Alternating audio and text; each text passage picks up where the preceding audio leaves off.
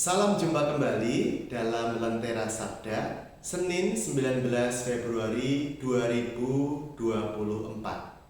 Injil yang akan kita ulas adalah Injil Matius bab 25 ayat 31 sampai 46 yang berjudul Penghakiman Terakhir. Kita cukup akrab dengan Injil ini, di mana Yesus bersabda, "Sebab ketika aku lapar, kamu memberi aku makan. Ketika aku haus, kamu memberi aku minum. Ketika aku seorang asing, kamu memberi aku tumpangan. Ketika aku telanjang, kamu memberi aku pakaian. Ketika aku sakit, kamu menjenguk aku. Ketika aku di dalam penjara, kamu mengunjungi aku." Kemudian pada ayat-ayat berikutnya, Tuhan Yesus mengatakan bahwa segala sesuatu yang telah kamu lakukan untuk salah seorang dari saudaraku yang paling hina ini, kamu telah melakukannya juga untuk aku.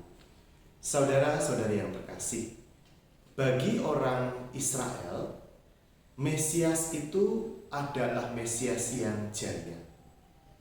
Maka ketika Yesus memperkenalkan diri sebagai Mesias yang menderita, banyak orang itu menolak Yesus. Juga orang-orang di kampungnya sendiri di Nazaret juga menolak Yesus, karena bagi mereka mustahil seorang tukang kayu sederhana seperti Tuhan Yesus ternyata adalah Mesias yang dijanjikan bagi Israel. Jadi bagi bangsa Israel, Mesias itu haruslah Mesias yang rajawi, dengan gilang gemilang kuasa. Nah, menariknya Tuhan Yesus dalam Injil hari ini justru menunjukkan bahwa Mesias dirinya itu adalah Mesias yang ditemukan dalam orang-orang kecil, orang-orang menderita, orang-orang sakit, orang-orang miskin, yang pada masa itu orang-orang yang seperti itu dianggap adalah orang-orang berdosa. Karena bagi orang Israel, ganjaran itu adalah ganjaran di bumi.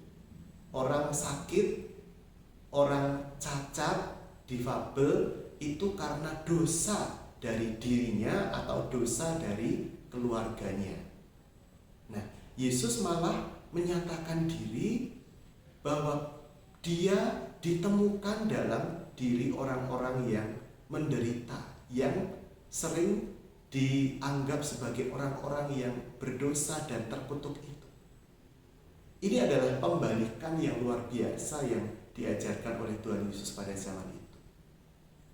Ini adalah pengosongan diri yang disinggung oleh Santo Paulus dalam suratnya kepada jemaat di Filipi bab 2. Ini adalah pengosongan diri Yesus.